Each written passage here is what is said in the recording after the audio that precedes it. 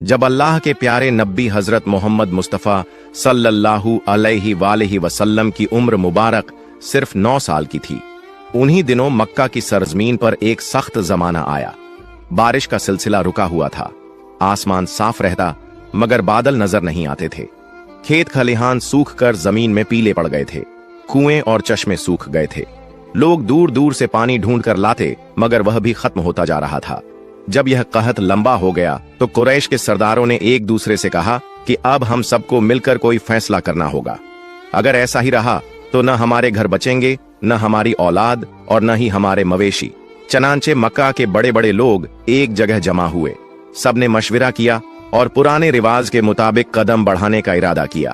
मक्का में यह दस्तूर था कि जब भी लोग कोई बड़ा काम या कोई मजबूत अहद करना चाहते तो एक बड़ा सा बर्तन मंगवाते और उसे जानवर के खून से भर देते।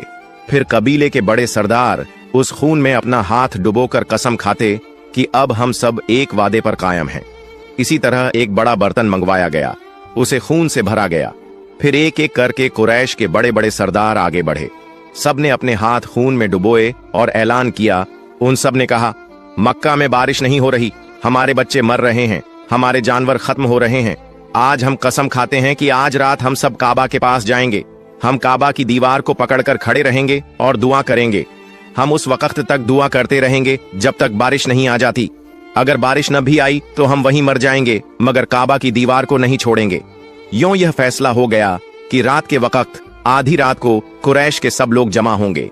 जब आधी रात का वक्त करीब आया, वही बड़े बड़े लोग जिन्होंने खून में हाथ डुबोकर कसम खाई थी, आहिस्ता आहिस्ता अपने घरों से निकलने लगे। सबका रुख एक ही तरफ था, खाना काबा की तरफ। उन लोगों में अल्लाह के प्यारे नबी हजरत मोहम्मद मुस्तफ़ा सल्लल्लाहु अलैहि वसल्लम के चचा अब्बू तालिब भी शामिल थे।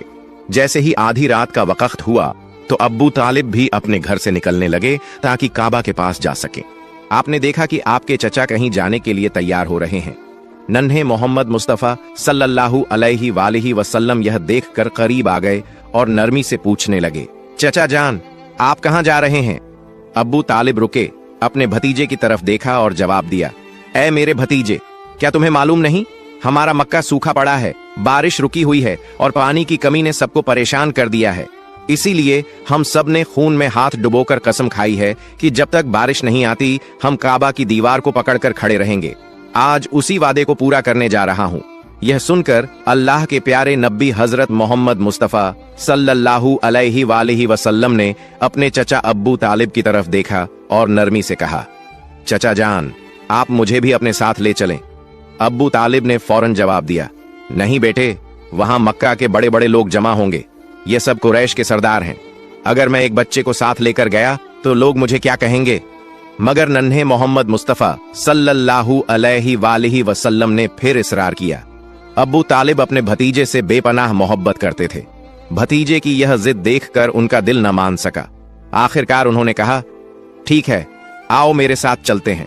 यूं अब्बू तालिब ने अपने नन्हे भतीजे हजरत मोहम्मद मुस्तफ़ा सल्लल्लाहु अलैहि वसल्लम का हाथ थामा और उन्हें साथ लेकर रवाना हो गए। दोनों एक साथ चलते चलते खाना काबा के करीब जा पहुंचे।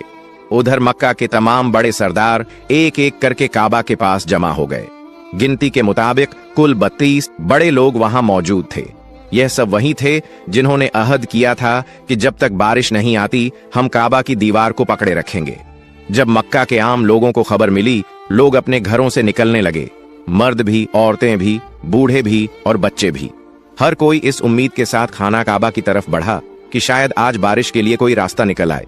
आहिस्ता आहिस्ता खाना काबा के अर्द गिर्द लोगों का हुजूम बढ़ने लगा। पूरा मक्का जैसे एक जगह जमा होने लगा। सब काबा के करीब जमा थे।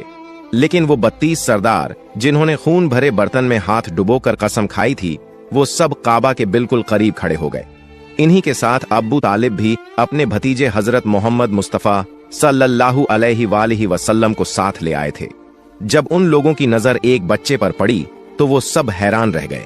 फौरन एक दूसरे की तरफ देखने लगे और अब्बू तालिब पर निगाहें गाड़ दी। फिर कुछ लोग गुस्से के साथ बोल उठे, ऐ अब्बू तालिब, ये क्या किया? तुम इस बच्चे को अपने साथ क्यों ले आए हो? क्या तुम्हें मालूम नहीं कि हम सब मक्का के बड़े बड़े लोग हैं?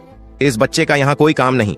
अब्बू तालिब ने ये बात सुनी तो अपने भतीजे की तरफ मुड़े और नरम लहजे में कहा, ऐ मेरे भतीजे, जाओ पीछे जाकर बैठ जाओ। अल्लाह के प्यारे नबी हजरत मोहम्मद मुस्तफ़ा सल्लल्लाहु अलैहि वसल्लम फौरन खामोशी से पीछे हट गए और जाकर मजमे के पीछे बैठ गए। अब वो 32 सरदार आगे बढ़े। सबने खाना काबा की दीवार को मजबूती से थाम लिया। फिर एक साथ बुलंद आवाज में पुकारने लगे, ऐ काबा को पैदा करने वाले, हम पर पानी बरसा दे, बारिश अता कर दे। सब लोग रोते हुए दुआएं करने लगे। कोई काबा की दीवार को जोर से पकड़कर फरियाद करता, लेकिन वक्त गुजरता रहा, आसमान पर कोई बादल ना आया। यूं ही करते करते पूरी रात गुजर गई। जब सुबह की रोशनी फैली, परिंदे जाग उठे और लोग अपने घरों को लौटने लगे, तब भी आसमान पर बारिश का कोई निशान न था। जमीन वैसी ही सूखी रही। बादल न नसारा आखिरी नबी के सख्त दुश्मन हैं। अगर उन्हें आखिरी नबी हाथ लग जाए तो वह जरूर कत्ल की कोशिश करेंगे। लिहाजा तुम्हें चाहिए कि अपने भतीजे को लेकर बैरूने मुल्क न जाओ, वापस चले जाओ। फिर अगले दिन अब्बू तालिब ने बैरूने मुल्क का सफर तर्क कर दिया और वतन वापसी का इरादा किया। कुछ दूर जाने के बाद रास्ते में उन्हें एक घोड़ा नजर आया, लेकिन वहां कोई इंसान मौजूद नहीं था। यह देखकर काफिला रुक गया।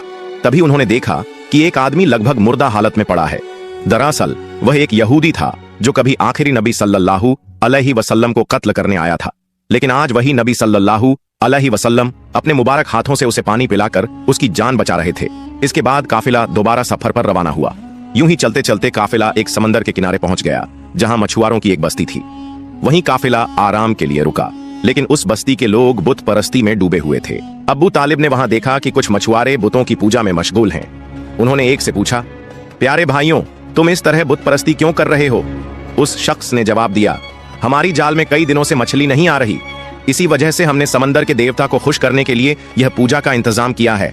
उधर नबी करीम सल्लल्लाहु अलैहि वसल्लम ने देखा कि एक बड़ी मूर्ति के पास एक माँ और उसके बच्चे को जंजीरों से बांध दिया गया है।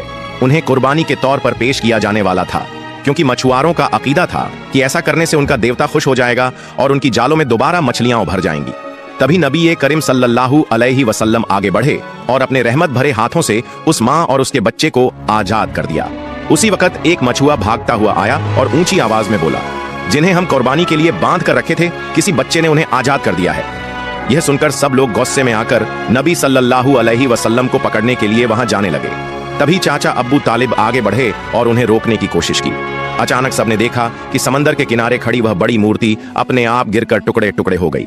फिर समंदर में बड़ी बड़ी लहरें उठीं और उन लहरों के साथ बहुत सारी मछलियां किनारे पर आ गईं। यह देखकर पूरी बस्ती के लोग खुशी से झूम उठे और अपनी जालों में भर भर कर मछलियां पकड़ने लगे। अबू तालिब यह मंजर देखकर हैरान रह गए। दरअसल उस वक्त नबी करीम सल्लल्लाहु अलैहि वसल्लम समंदर के किनारे खड़े होकर अल्लाह ताला से दुआ कर रहे थे। उनकी दुआ की बरकत से अल्लाह ताला ने मछुआरों की रोजी आसान कर दी।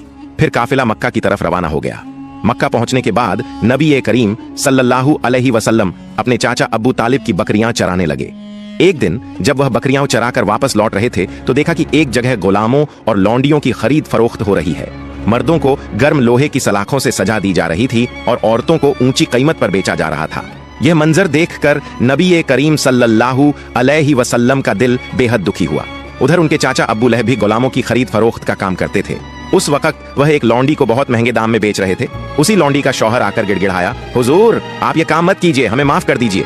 लेकिन अब्बू लहब ने उसकी एक न सुनी।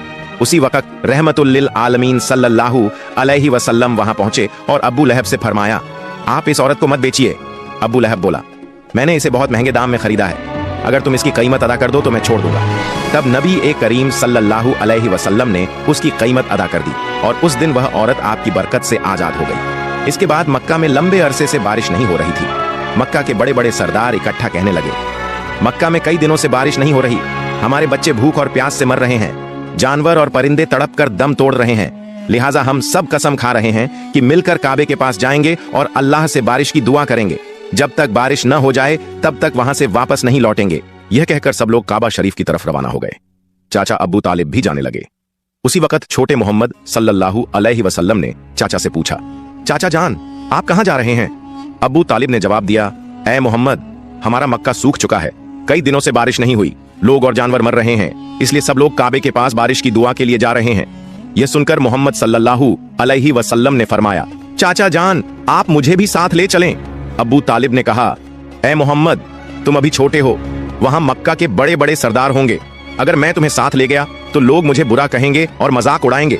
लेकिन मोहम्मद सल्लल्लाहु अलैहि वसल्लम ने बड़ी मोहब्बत से कहा, चाचा जान, मुझे साथ ले चलें। अगर वहां मुझे पसंद न किया गया तो मैं खुद वापस आ जाऊंगा। उनकी मासूमियत और प्यारी बातों ने चाचा अब्बू तालिब को खामोश कर दिया। वह अपने प्यारे भतीजे को बहुत चाहते थे, इसलिए उन्होंने मोहम्मद सल्लल्लाहु अलैहि वसल्लम को साथ लिया और काबे की तरफ चल पड़े। कुछ देर बाद दोनों काबे के पास पहुंचे। वहां मक्का के सरदार, मर्द और औरतें सब मौजूद थे। उन्होंने कसम खाई थी कि बारिश न होने तक वहां से न हटेंगे। सरदारों ने अब्बू तालिब को देखकर कहा, ऐ अब्बू तालिब, क्या तुम्हें मालूम नहीं कि हमने यहाँ सिर्फ दुआ के लिए इकट्ठा होना है? तुम इस छोटे बच्चे को क्यों लेकर आए हो? इसकी यहाँ कोई जरूरत नहीं। ये सुनकर अब्बू तालिब ने कहा, ऐ मोहम्मद, तुम पीछे हो जाओ। मोहम्मद सल्लल्लाहु अलैहि वसल्लम चुपचाप पीछे हट गए। फिर मक्का के लोग मिलकर रो रो कर दुआ करने लगे, ऐ खालिक ए काबा, हमें पानी अता कर, हम अब और बर्दाश्त नहीं कर सकते। लेकिन पूरी रात गुजर गई, बारिश न हुई। अगली सुबह से दोपहर हो गई। सूरज की तपिश और काबे का संगमरमर इतना गर्म हो गया कि लोग बेहोश होकर गिरने लगे। कुछ को उठाकर इलाज के लिए ले जाया गया। इसी दौरान मोहम्मद सल्लल्लाहु अलैहि वसल्लम फिर से चाचा के पीछे जाकर खड़े हो गए। अब्बू तालिब मुड़े तो उन्हें देखकर गुस्से में बोले, ऐ मोहम्मद, तुम यहाँ क्यों आए हो? मैंने तुम्हें पीछे जाने को कहा था। मोहम्मद सल्लल्लाहु अलैहि वसल्लम ने नरमी से जवाब दिया, चाचा जान, मुझे आने दीजिए, मुझे यकीन है कि अल्लाह ताला पानी बरसाएगा। अब्बू तालिब ने कहा, मोहम्मद, यहाँ मक्का के बड़े सरदार मौजूद हैं, सब लोग दुआ कर रहे हैं, लेकिन बारिश नहीं हो रही। तुम अभी इस छोटी उम्र में क्या करोगे? अगर तुम चाहो तो पानी हो जाएगा, ये मुमकिन नहीं। ये सुनकर मोहम्मद सल्लल्लाहु अलैहि वसल्लम फिर पीछे हट गए। लोगों ने फिर से दुआ की, ऐ खालिक काबा, हमें पानी अता कर। लेकिन बारिश अब भी न हुई। लोग थक कर बैठ गए। अब्बू तालिब पीछे मुड़े तो देखा कि मोहम्मद सल्लल्लाहु अलैहि वसल्लम फिर वहीं मौजूद है।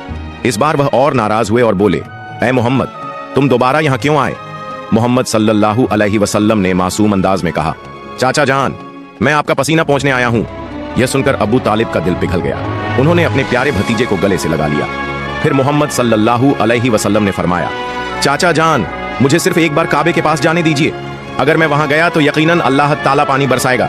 वहां मौजूद मक्का के सरदारों में से एक ने यह बात सुन ली। मोहम्मद सल्लल्लाहु अलैहि वसल्लम जोर से बोले, ऐ मक्का वालों, देखो पानी आ रहा है। सब लोग हैरान रह गए और बोले, कहां पानी आया? हम तो गर्मी से मर रहे हैं और तुम कहते हो कि पानी आ गया। उनमें से एक सरदार ने कहा, ऐ मोहम्मद, तुम आगे बढ़ो। लेकिन दूसरे सरदारों ने आपस में कहा, अगर यह छोटा आगे चला गया और हमारी दुआ कबूल न हुई तो हमारी इज्जत खत्म हो जाएगी। बहुत बहस के बाद सरदारों ने इजाजत दी कि मोहम्मद सल्लल्लाहु अलैहि वसल्लम काबे के पास जा सकते हैं। रसूलुल्लाह सल्लल्लाहु अलैहि वसल्लम जब काबे के सामने पहुंचे तो आपने आसमान की तरफ नजर उठाई, हाथ उठाकर अल्लाह से दुआ की। इतने में अचानक मक्का की फिजा बदल गई। काले बादल छा गए और फिर इतनी जोरदार बारिश हुई कि पूरे मक्का और आसपास के इलाके पानी से भर गए। लोग खुशी से झूम उठे। बारिश में भीगते हुए अपने अपने घरों की तरफ लौट गए। मोहतरम नाजरीन, जरा सोचिए, यह वाकया सिर्फ तारीख नहीं है, यह मोहब्बत, रहमत और तकवा की जिंदा मिसाल है। हमारे प्यारे नबी सल्लल्लाहु अलैहि वसल्लम ने तकलीफें झेली, ताने सुने, लेकिन किसी को बद्दुआ नहीं दी, बल्कि हाथ उठाकर सिर्फ यह कहा, ऐ मेरे रब, मेरी उम्मत को माफ कर दे, क्योंकि यह नहीं जानते कि मैं कौन हूं। यही वह नबी हैं सल्लल्लाहु अलैहि वसल्लम जिनकी मोहब्बत के बगैर जन्नत के दरवाजे किसी के लिए नहीं खुलेंगे। लेकिन सोचिए, आज हम मुसलमान कितनी बार उनकी याद में रोते हैं, कितना मोहब्बत करते हैं उनसे, कितना उनकी सुन्नतों पर अमल करते हैं।